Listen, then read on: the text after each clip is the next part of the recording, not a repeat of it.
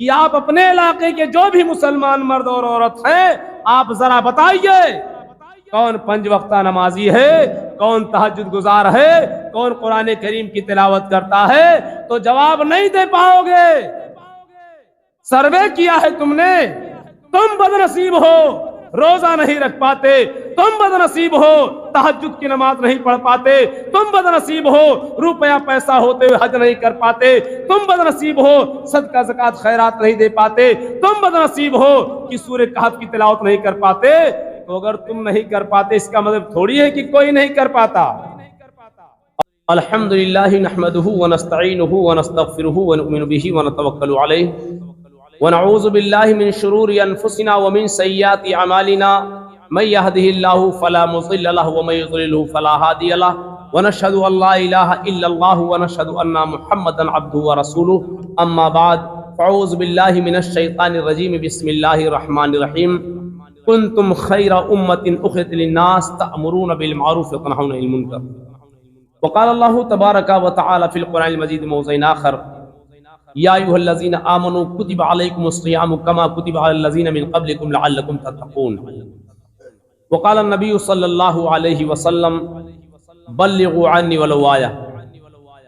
ہر قسم کی حمد و ثنا، بڑائی، بزرگی، برتری اس اللہ وحدہ لا شریک کے لائق و زیبا ہے جس نے ہمیں اور آپ کو مسلمان اور مومن بنایا، صحت مند اور تندرست بنایا، ہمیں اور آپ کو رمضان کا یہ مبارک مہینہ عطا فرمایا، اور بے شمار درود و سلام ہو جملہ انبیاء کرام پر، بالخصوص جناب محمد رسول اللہ صلی اللہ علیہ وسلم پر، جنہوں نے اللہ رب العالمین کے پیغام کو ہم تک اور آپ تک من وعن ہو بہو پہنچایا، اور دنیا کے اندر سب سے بہتر قوم، سب سے پاکیزہ مذہب اسلام کے تعلیم کو ہم کو اور آپ کو دیا۔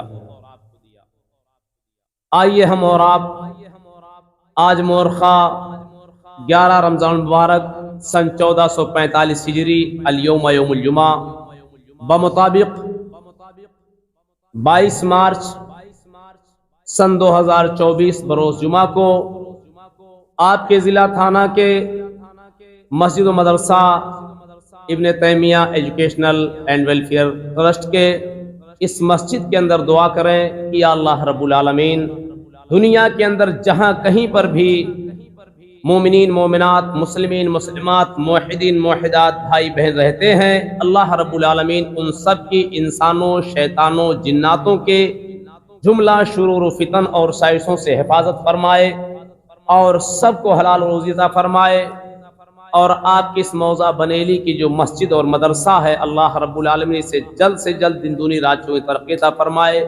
اس کے جو بھی منسلکین ہیں جنہوں نے اس کے تعلق سے تعاون کیا ہے، باحیات ہیں یا دنیا سے چلے گئے ہیں، اللہ رب العالمین ان سب کو دارین میں اس کا بہتر صلہ عطا فرمائے اور قبول فرمائے۔ دوستو، آج جمعہ کا مبارک دن ہے، رمضان مبارک سن 1445 ہجری کا یہ دوسرا جمعہ ہے۔ میں آپ تمامی احباب کے سامنے جمعہ کے دوسرے خطبے کے اندر قرآن کریم کی 2 آیتیں تلاوت کی ہیں۔ ایک آیت قرآن کریم کا 4 پارہ سورہ آل عمران آیت نمبر 110 کی ہے، اور ایک آپ کے سامنے جو تلاوت کی ہے وہ سورہ بقرہ آیت نمبر 183 کی ہے۔ آج جمعہ کے دن میرے خطبے کا جو عنوان ہے اس کا نام ہے عظمت مسلمان اور ماہ رمضان۔ میرا جمعہ کا خطبہ 2 جز پر مشتمل ہے۔ پہلی بات تو یہ ہے کہ مسلمان کی اہمیت کیا ہے، اور دوسری بات رمضان المبارک کے مہینے میں ہمیں آپ کو کیا کرنا چاہیے۔ قرآن کریم کی جو جمعہ کے دوسرے خطبے میں نے آیتوں کی تلاوت کی ہے، پہلی آیت جو آپ کے سامنے میں نے پیش کی ہے کنتم خیر امۃ اخرجت للناس تأمرون بالمعروف وتنہون عن المنکر، اس کا ترجمہ، ٹرانسلیشن، انواد، ارتھات اور مطلب یہ ہے تم بہترین امت ہو، تم سب سے بہتر قوم ہو، اور تم لوگوں کے نفع رسانی کے لیے اللہ کے بندوں کے لابھانوت کرنے کے لیے تمہاری تخلیق کی گئی ہے، تم کو اتپن کیا گیا ہے۔ تمہاری خصوصیت یہ ہے تم بھلائی کا حکم کرتے ہو اور برائی سے روکتے ہو۔ قرآن کریم کی جو دوسری آیت کی تلاوت میں نے کی ہے، یا ایھا الذین آمنوا کتب علیکم الصیام کما کتب علی الذین من قبلکم لعلکم تتقون، اس کا ترجمہ ہے اے ایمان والو تم پر روزے فرض کیے گئے ہیں جیسا تم سے پہلی امتوں پر روزے فرض کیے گئے تھے تاکہ تم متقی ہو جاؤ، پرہیزگار بن جاؤ۔ اللہ کے رسول صلی اللہ علیہ وسلم کے ایک فرمان کو میں نے پیش کیا ہے جمعہ کے دوسرے خطبے میں، بلغوا عنی ولو آیا، جس کا ترجمہ ہے اسلام کی ایک بھی بات جانتے ہو تو اللہ کے بندوں تک پہنچا دو۔ اسی لیے گزارش کروں گا کہ آج اس جمعہ کے خطبے کے اندر آپ لوگ جو بھی بات سماعت کریں بہت غور سے سماعت کریں۔ جہاں تک لاؤڈ اسپیکر سے میری آواز جاری، آپ سے بھی گزارش آپ لوگ بھی اس کو نوٹ کریں، پوائنٹ ٹو پوائنٹ بات ہوگی، اور کوشش یہ کیجئے کہ آپ کو وہ بات یاد رہے۔ آپ اپنے یار دوستوں تک نہ پہنچا پائیے تو کم سے کم اپنے بیوی بال بچوں تک ضرور اس بات کو پہنچا دیجئے میرے کہ جمعہ کے خطبے کے اندر آج یہ باتیں ہوئی تھی۔ آئیے پہلے جس پر گفتگو کر رہا ہوں میں، اللہ رب العالمین نے قرآن کریم کے چوتھے پارے سورہ آل عمران آیت نمبر 110 میں فرمایا کنتم خیر امۃ، پہلا جز عظمت مسلمان، کنتم خیر امۃ۔ اس پہلے جز میں 4 باتیں آپ کے سامنے بیان کروں گا، یاد رکھیے گا آپ۔ اللہ نے کیا کہا؟ کنتم خیر امۃ، تم سب سے بہتر قوم ہو۔ اور آج سن 2024 کا یہ مسلمان بھائی، اگر کوئی اللہ کا بندہ یا اللہ کی بندی یہ کہے کہ دنیا کے اندر سب سے بری قوم مسلمان ہے تو کوئی فرق نہیں پڑتا، اس لیے کہ اس کو اسلام کے الف سے یا مسلمان کے میم سے واقفیت نہیں ہے، اسی لیے اس نے کہہ دیا کہ مسلمان سب سے بری قوم ہے۔ مگر جب کوئی شخص اپنے آپ کو عبداللہ عبد الرحمن کہتا ہے، محمد اور احمد کہتا ہے، عائشہ فاطمہ ختیجہ اور کلثوم کہتی ہے، اور وہ ایئرپورٹ، پلیٹ فارم، اسٹیشن، چوراہوں، بازاروں کو چھوڑیے، مقدس مقامات جنہیں دین کی فیکٹری یا دین کی کمپنی، اسلام کی کمپنی کہا جاتا ہے، مساجد اور مدارس کے وضو خانے پر اور مدارس کے صحن میں آ کر جب کہتے ہیں کہ سب سے بری قوم مسلمان ہے، تو ہم جیسے دائی اور مبلغ کو یا جمعیت شبان اہل حدیث کے ایکٹیو اور فعال نوجوانوں کو اور قرآن اور حدیث کا مطالعہ کرنے والے لوگوں کو قلبی تکلیف ہوتی ہے کہ میرا اللہ تو قرآن کریم کے اندر کہتا ہے کنتم خیر امۃ، اور آج سن 2024 کا یہ قرآن اور حدیث سے دور مسلمان کہہ رہا ہے کہ سب سے بری قوم مسلمان ہے۔ اللہ نے کہاں کہا؟ اس قرآن میں اللہ کہتا ہے جس قرآن کی ابتدا، اسٹارٹنگ، بگننگ اور شبھارمبھ ہوتا ہے الف لام میم ذالک الکتاب لا ریب فیہ، الف لام میم، سارے عالم کے اندر قرآن ہی وہ واحد کتاب ہے جس میں شک اور ابہام کی کوئی گنجائش نہیں ہے۔ قرآن ہی ایسی کتاب ہے، اس قرآن میں ہمارا اور آپ کا اللہ، ساری کائنات کا بنانے والا اللہ کہتا ہے کنتم خیر امۃ، تم سب سے بہتر قوم ہو، اور آج کا مسلمان کہتا ہے سب سے بری قوم مسلمان ہے۔ کیا آپ کو معلوم ہے کہ اس وقت مسلمانوں کی تعداد پورے دنیا میں کتنی ہے؟ 2,69,38,00,000 سے زیادہ اس دنیا کے اندر آج کے ڈیٹ کی بات بتا رہا ہوں مسلمانوں کی تعداد ہے۔ نوٹ کر لیجئے، تحقیق کر لیجئے گا، 2,69,38,00,000 سے زیادہ مسلمانوں کی تعداد پورے دنیا میں ہے۔ انٹرنیشنل لیول پر دوسری کمیونٹی یعنی نمبر 1 پر عیسائی، نمبر 2 پر مسلمان ہے، اتنا زیادہ کوئی قوم نہیں ہے۔ ابھی میں آپ کے موضع بنیلی کی اس مسجد کے اندر آپ سب سے پوچھ لوں کہ آپ اپنے علاقے کے جو بھی مسلمان مرد اور عورت ہیں، آپ ذرا بتائیے کون 5 وقتہ نمازی ہے، کون تہجد گزار ہے، کون قرآن کریم کی تلاوت کرتا ہے، تو جواب نہیں دے پاؤ گے۔ سروے کیا ہے تم نے، تم بدنصیب ہو، روزہ نہیں رکھ پاتے، تم بدنصیب ہو تہجد کی نماز نہیں پڑھ پاتے، تم بدنصیب ہو روپیہ پیسہ ہوتے ہوئے حج نہیں کر پاتے، تم بدنصیب ہو صدقہ زکوٰۃ خیرات نہیں دے پاتے، تم بدنصیب ہو کہ سورہ کہف کی تلاوت نہیں کر پاتے، تو اگر تم نہیں کر پاتے اس کا مطلب تھوڑی ہے کہ کوئی نہیں کر پاتا۔ اور آپ غور کیجئے، آپ نے کہا سب سے بری قوم مسلمان ہے، تو جب سب سے بری قوم مسلمان ہے، کیا خادم حرمین شریفین بھی سب سے برے ہیں؟ آپ کے مسجد کے متولی اور امام اور خطیب بھی برے ہیں؟ آج رمضان کا مہینہ چل رہا ہے، جو لوگ روزہ رکھتے ہیں بھائیوں بہنوں میں سے، کیا یہ بھی برے قوم کے لوگ ہیں؟ ظاہر بات ہے کہ اللہ نے کہا سب سے بہتر قوم مسلمان ہے۔ نوجوانوں، میرے بزرگوں، آپ غور کیجئے، اپنے زبان کو لگام دیجئے اس بات کے کہنے سے کہ دنیا کے اندر سب سے بری قوم مسلمان ہے، ورنہ قیامت کے دن آپ کی گردن ناپ دی جائے گی۔ کعبہ کی جو رکھوالی کرتا ہے اس مہنگائی کے دور میں، جبکہ ایک بھی روپیہ خرچ کرنا محال ہے، آپ کے اس مسجد کو چلانے والا ہے، کتنے مساجد کے چلانے والے ہیں۔ آئیے تھوڑی سی خوبیاں بیان کر دوں۔ رمضان کا مبارک مہینہ چل رہا ہے، رمضان کے جو لوگ روزہ رکھتے ہیں کیا اچھی قوم کے لوگ ہیں یا بری قوم کے لوگ ہیں؟ صدقہ زکوٰۃ خیرات جو دیتے ہیں اچھی قوم کے لوگ ہیں یا بری قوم کے لوگ ہیں؟ قرآن کریم کی آیتوں کی تلاوت کرتے اچھی قوم کے لوگ ہیں کہ بری قوم کے لوگ ہیں؟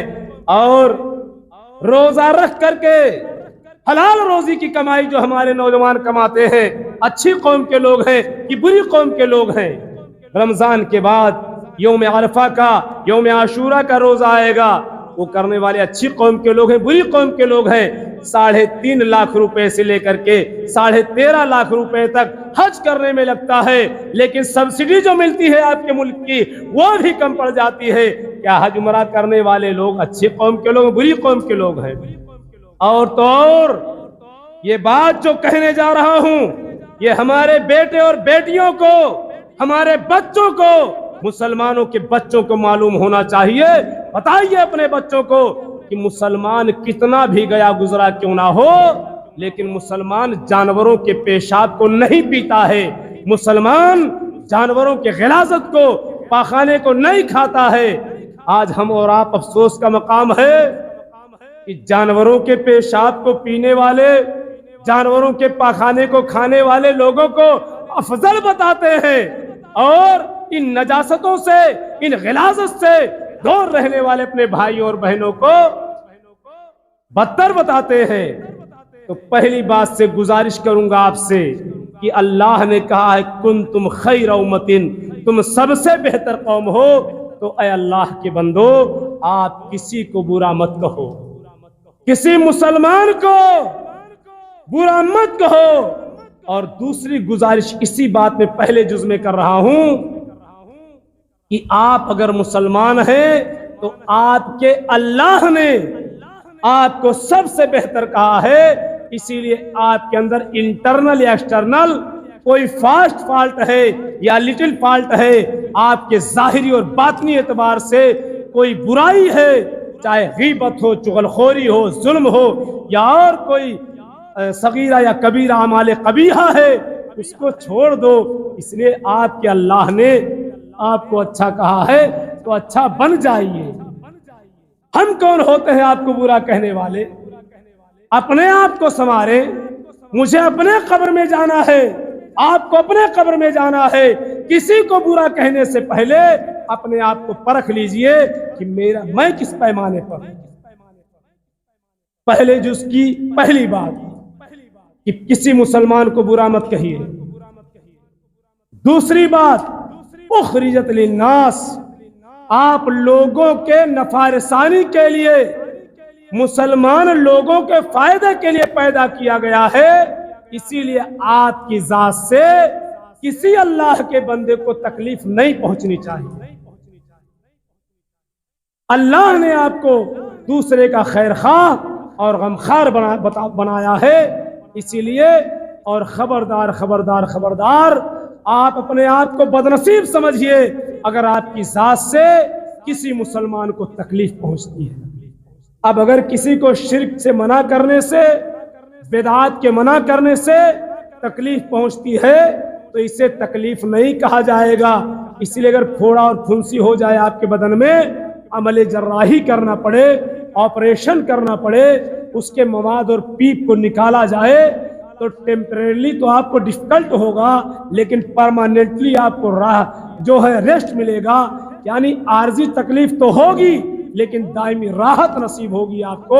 اسی لیے اگر آپ کو شرک کے منع کرنے سے، بدعت کے منع کرنے سے ہمارے کسی بھائی کو تکلیف ہوتی ہے تو اس تکلیف کو تکلیف نہیں کہتے، لیکن آپ کے ظلم سے، آپ کے بربریت سے، آپ کے گالی گلوچ سے، آپ کی غیبت سے کسی مسلمان بھائی بہن کو تکلیف نہیں ہونا چاہیے. تیسری بات، اللہ نے کہا تأمرون بالمعروف تنہون عن المنکر، آپ بھلائی کا حکم کرتے ہو اور برائی سے روکتے ہو. جب آپ بھلائی کا حکم کرتے ہیں تو جو آدمی بھلائی کا حکم کرتا ہے یا برائی سے روکتا ہے اس کو داعی اور مبلغ کہا جاتا ہے. الحمدللہ ہر مسلمان مرد اور عورت داعی اور داعیہ ہے، مبلغ اور مبلغہ ہے، مگر افسوس کا مقام یہ ہے کہ آج وہ داعی اور مبلغ، وہ خطیب یا خطیبہ میرے دوستو خود ہی محتاج ہو گیا ہے. آج ضرورت ہے اس چیز کی کہ آپ قرآن کے تعلیم کو حاصل کیجئے، اور کوئی ضروری نہیں کہ آپ یہیں پر آ کر کے بولیں. جس بھی شعبہ میں آپ ہیں وہیں پر آپ منفرد اور لاسانی رہیے. آپ کی یکتا روزگار رہے وہاں پر کہ یہ مسلمان ہے، اس کے کردار، رفتار، گفتار اعلیٰ ہے. تو جو داعی اور مبلغ ہوتا ہے اسے حسن ظن رکھنا چاہیے. تھنکنگ اور سوچ جو ہوتی ہے، دو قسم کی سوچ ہوتی ہے. ایک سوچ تو یہ ہوتی ہے کہ گیہوں کے ساتھ گھن پیس دیا جاتا ہے. یہ مثال کس کی ہے؟ یہ بری چیزوں کی مثال ہے. اور ایک مثال یہ بھی ہے کہ گیہوں کے بھاؤ کنکر اور پتھر بھی تول دیے جاتے ہیں. آپ کسی کے پاس اگر فون لگا رہے ہیں، موبائل نہیں اٹھا، ہم نے یہی کیوں سوچ لیا کہ ہمارا فون جان کر نہیں اٹھا رہے ہیں؟ ایسا بھی تو ہو سکتا ہے کہ وہ قرآن کریم کی تلاوت کر رہا ہو، اللہ رب العالمین سے بات کر رہا ہو.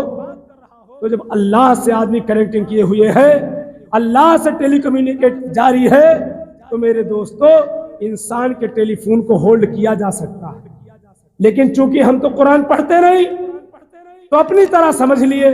ہو سکتا ہے تہجد کی نماز پڑھ رہا ہو سکتا ہے کوئی درس دروس دے رہا ہو، یہ بھی تو سوچا جا سکتا ہے. آج 4 مائیں بہنیں بیٹیاں اگر مارکیٹ کے اندر گھومتی ہوئی مل جاتی ہیں تو دوسرے نہیں، ہم ہی اور آپ تبصرہ کرتے ہیں کہ مسلمانوں کی مائیں بہنیں بیٹیاں آزادی کے ساتھ روڈ پر گھوم رہی ہیں. کون سی مجبوری آئی کہ ہماری اس بہن کو روڈ پر گھومنے مجبور ہونا پڑا؟ چونکہ وقت محدود ہے دوستو، اس لیے زیادہ دیر تک گفتگو نہیں کر پا رہا ہوں، پہلے جس کو جلد ختم کر رہا ہوں. سوچ 2 قسم کی بتا رہے تھے. آج اگر کچھ نوجوان ہمارے نماز کے ٹائم میں چوراہوں ہوٹلوں پر مل جاتے ہیں تو بجائے اس کے کہ وہیں پر دعوت و تبلیغ کریں کہ نوجوانوں آپ کے گاڑی کمائی سے مسجد تعمیر کی گئی ہے، آپ کے گاڑی کمائی سے مسجد میں مائک لایا گیا ہے، آپ کے گاڑی کمائی سے مسجد میں اے سی لگائی گئی ہے، اور تو اور اللہ کو جوانی کی عبادت پسند ہے، تو میرے دوستو یہ نہیں ہو پائے گا کہ ان نوجوانوں کو کہیں، بلکہ مسجد کے وضو خانے پر آ کر کے غیبت کریں گے، چغل خوری کریں گے، تہمت لگائیں گے کہ دیکھو مسلمان کا نوجوان ہے، نماز پڑھنے مسجد کے اندر نہیں آیا. اور اگر اذان کے ٹائم بیٹھے ہوئے غافل نوجوان آپ کو مل رہے ہیں تو آپ کی نظر ان نوجوانوں پر بھی جانی چاہیے کہ پچھلے سال 2023 میں جون کے مہینے میں ڈنمارک کے اندر جس ٹاور کے سامنے قرآن کریم کو جلایا گیا تھا، آپ لوگ تو مجھ سے زیادہ جانتے ہوں گے اس واقعے کے بارے میں، جہاں پر قرآن کی توہین کی گئی تھی، جلایا گیا تھا قرآن کریم کو، اسی غیرت مند نوجوان نے اس ٹاور کو اربوں روپے میں خرید لیا اور کہا کہ جہاں سے میرے قرآن کی توہین ہوئی ہے اب یہیں سے آل ورلڈ کے اندر قرآن کا میسج اور قرآن کا پیغام جائے گا۔ تو آپ غافل نوجوانوں کو دیکھ رہے ہو، یعنی جو برے نوجوان ہیں انہی پر کیوں آپ کی نظر جاتی ہے، بھلے نوجوانوں پر کیوں نہیں جاتی؟ آپ مکھی بنو لیکن شہد کی مکھی بنو، مواد اور پیپ پر بیٹھنے والی مکھی مت بنو۔ آج انہیں برائیوں کے ناطے سے مسلمانوں میں انتشار ہو رہا ہے، ہم غیروں کے ساتھ میں بیٹھ جاتے ہیں، گلے ملتے ہیں، اور وہ مسلمان جس کے دیکھ لینے سے، مسکرا لینے سے اجر و ثواب ملتا ہے، یہ ہمارے نبی کا فرمان ہے، اس اپنے مسلمان بھائی سے نفرت اور غیر سے محبت کہاں جاؤ گے تم؟ وہ ماں بہنیں بیٹیاں جو مارکیٹ میں گھومتی ہیں ان پر تمہاری نظر جاتی ہے، لیکن جو مفسرات ہیں، محدثات ہیں، جن کے نونہال بچے آج حافظ قرآن ہیں، علم دین ہے، آپ کے مساجد کو رونق بخشتے ہیں اور مسجد مدرسہ قائم کرتے ہیں، آخر وہ بھی تو مائیں بہنیں بیٹیاں ہیں، ان پر کیوں نہیں تمہاری نظر جاتی ہے؟ کیا تہجد پڑھنے والی مائیں بہنیں بیٹیاں نہیں ہیں؟ تو برائی پر کیوں جاتے ہو؟ مسلمان کا تو کام یہ ہونا چاہیے کہ بھلائی کیسے عام ہو جائے اور برائی کیسے رک جائے۔ تو بھلائی پر تبصرہ اور ڈیبیٹ نہیں کرو گے، ڈیبیٹ پریدو گے برائی کو، غلاظت کو۔ تو آپ کے سامنے 3 بات میں نے رکھی۔ پہلے جز کی کنتم خیر امۃ، مسلمان سب سے بہتر قوم ہے، وہ جانوروں کے پیشاب کو نہیں پیتا، جانوروں کے پاخانے کو نہیں کھاتا، یہ بچوں کو بتائیے، اور اس کو ہمارے رب نے کہا ہے۔ اس کے بعد اگر آپ مسلمان اور مومن ہیں، مرد یا عورت ہیں، تو آپ کے اندر چھوٹی بڑی ظاہری باطنی کوئی برائی پائی جائے اس کو فوراً چھوڑ دیجئے، اس لیے آپ کے اللہ نے آپ کو سب سے بہتر کہا ہے۔ دوسری بات، آپ مسلمان ہیں، آپ کی ذات سے اللہ کے بندوں کو فائدہ پہنچنا چاہیے اور کسی مسلمان کو آپ کی ذات سے تکلیف نہیں پہنچنا چاہیے۔ تیسری بات آپ کے سامنے میں نے بیان کیا کہ آپ بھلائیوں پر بھی نظر رکھیے اور برائیوں پر بھی نظر رکھیے، بھلائی کیسے عام ہو جائے، برائی کیسے رک جائے۔ اور چوتھی بات، پہلے جز کی چوتھی اور آخری بات، کہ اگر آپ اچھا کام کرو گے تو فائدہ کیا ملے گا آپ کو، اور برا کام کرو گے تو اس سے نقصان کیا ہوگا۔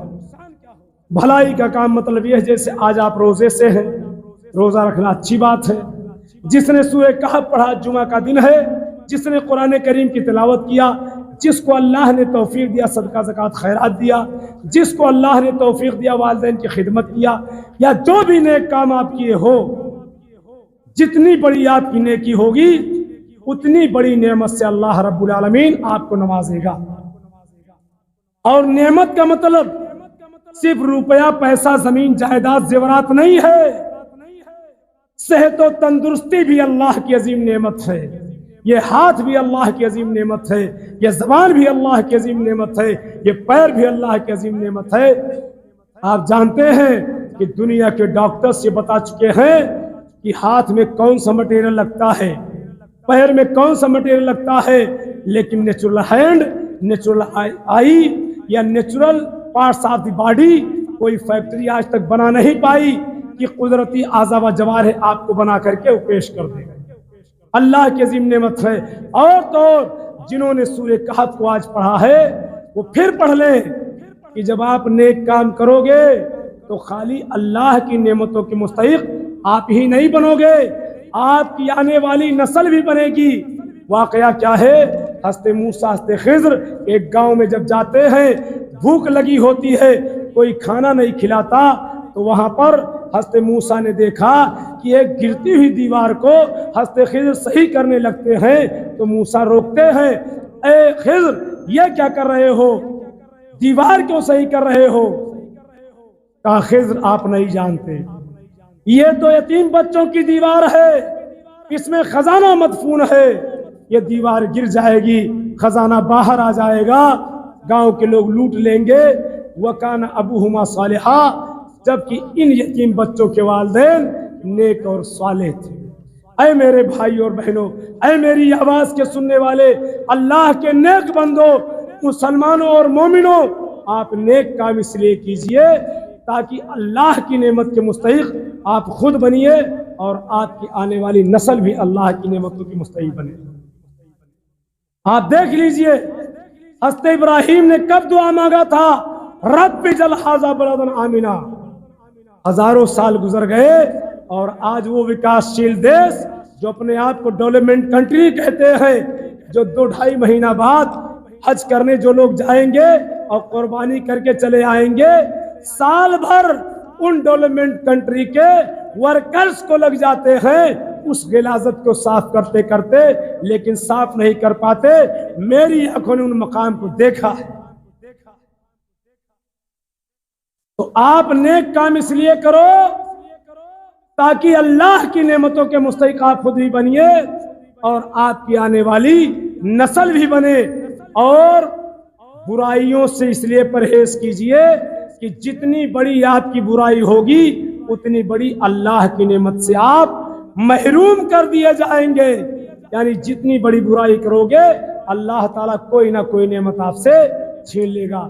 اب دوسرا جو آپ کے سامنے بیان کرنا ہے مجھ کو، کہ زکوٰۃ کے تعلق سے آج کے دور میں اکثر لوگ کہتے ہیں کہ مولانا لوگوں نے مدارس کے لیے خاص کر دیا ہے۔ میرے دوستو، میں وہ شخص ہوں جو 8 لوگوں پہ زکوٰۃ خرچ کرنے کے لیے کہتا ہوں، اور اس کی تفصیل چونکہ وقت ہونے ہی والا ہے۔ آپ قرآن کریم کے سورہ توبہ 10واں پارہ، سورہ توبہ آیت نمبر 60، قرآن کریم کا 10واں پارہ سورہ توبہ آیت نمبر 60 کی تفسیر پڑھ لیجئے گا۔ اس کے اندر زکوٰۃ کی پوری تفصیل ہے، 8 مقامات ہیں۔ ان 8 مقامات میں سے 7ویں قسم جو فی سبیل اللہ ہے، وہیں سے مدارس کا مسئلہ نکلتا ہے۔ آپ لوگ اپنے زکوٰۃ کے رقموں کو 8 مقامات، ایک اہم بات بتا دوں کہ اگر آپ 45,000 روپے بچ جاتا ہے آپ کا سال میں، آپ مقروض نہیں ہے، آپ کے پاس سونا چاندی ہے یا نہیں ہے، لیکن 45,000 روپے اگر آپ کا بچ جاتا ہے تو آپ اس 45,000 روپے میں سے 100 روپے میں سے 250 روپے کے حساب سے زکوٰۃ نکالیں گے۔ دوسری اہم اور ضروری بات یہ ہے کہ آج ہمارے ہندوستان کے مسلمان نے صدقۃ الفطر کے لیے صرف چاول یا گیہوں یا جو کی رقم کو یا یہی بنا لیا ہے، جبکہ اللہ کے رسول نے فرمایا کہ 5 چیزوں میں آپ صدقہ فطر نکالیے۔ آپ تمام لوگوں کو معلوم ہوگا، لیکن میں بتا دوں، واضح کر دوں، یاد ہو جائے آپ کو۔ کھجور ہے، جو ہے، گیہوں ہے، پنیر ہے اور کشمش ہے۔ تو جیسے آپ کا کام کار سے چل سکتا ہے اور اللہ نے آپ کو روپیہ پیسہ دیا ہے، آپ مرسڈیز سے چلتے ہو، رولز رائس سے چلتے ہو یا اور مہنگی مہنگی گاڑیوں سے چلتے ہو، تو آخر صدقہ فطر جو آپ نکالتے ہو یہ گیہوں اور چاول ہی کا کیوں آپ نکالتے ہیں؟ اللہ نے جب دیا ہے آپ کو تو اللہ کی نعمتوں کو جب آپ استعمال کرتے ہیں تو میرے دوستو، آپ لوگ جو ہے ایک آدمی کا اگر گیہوں کے حساب سے صدقہ فطر نکالیں گے تو 40 روپے کے حساب سے ایک آدمی کا صدقہ فطر جو ہوگا وہ 40 روپے کے حساب سے آپ 100 روپے نکالیں گے، اور جو کے حساب سے یہ 100 روپے کے حساب سے جو کا لگایا ہے میں نے، یہ 250 روپے ایک آدمی کا ہوگا۔ اور کھجور سے اگر آپ نکالیں گے تو 250 روپے، عمومی کھجور کی قیمت 250 روپے ہے، تو ایک آدمی کا اگر کھجور کے حساب سے آپ نکالتے ہیں تو 625 روپے ہوتا ہے، اور پنیر کا بھی ایک آدمی کا 625 روپے کا ہوتا ہے، اور کشمش عمومی جو ہوتی ہے وہ 350 روپے کلو میں نے حساب لگایا ہے، تو اس میں 875 روپیہ۔ یہ اس لیے میں نے بتا دیا ہے، آپ جو لوگ چاہیں گے بعد میں اس کو بیان کر سکتا ہوں۔ تو میں داعی اور مبلغ ہوں، ہماری ذمہ داری بنتی ہے کہ آپ کو ساری بات واضح کر دوں، یہ نہیں کہ آپ کھجور نکال سکتے تھے، آپ کشمش نکال سکتے تھے، آپ پنیر نکال سکتے تھے، مگر آپ نے گیہوں ہی نکالا۔ اگر اللہ نے آپ کو توفیق دی ہے تو آپ ان چیزوں کو بھی نکالیے۔ اللہ رب العالمین سے دعا ہے کہ اللہ رب العالمین ہمارے اور آپ کے رمضان کے روزوں قبول فرمائے۔ اللہ رب العالمین سے دعا ہے کہ یا اللہ ہماری دنیا کے اندر جائے جہاں کہیں پر بھی اسلامی بھائی بہن ہیں، اللہ ان کے کاروبار میں ترقی عطا فرمائے، سب کو حلال روزی عطا فرمائے، اور سارے مسلمانوں کے دلوں کے اندر ایک دوسرے مسلمان کا احترام کرنے کی توفیق عطا فرمائے، ایک دوسرے مسلمان کے دل میں الفت محبت پیدا فرمائے، اور جو لوگ بھی دین کی خدمت کرتے ہیں، والدین کی خدمت کرتے ہیں، صغیرہ و کبیرہ اعمال صالحہ کرتے ہیں، اللہ رب العالمین ان سب کے اعمال صغیرہ و کبیرہ کو قبول فرمائے، آمین۔ بارک اللہ لنا ولکم فی القرآن العظیم ونفعنا بآیات الحکیم، انہ تعالی جواد کریم ملک بر رؤوف رحیم۔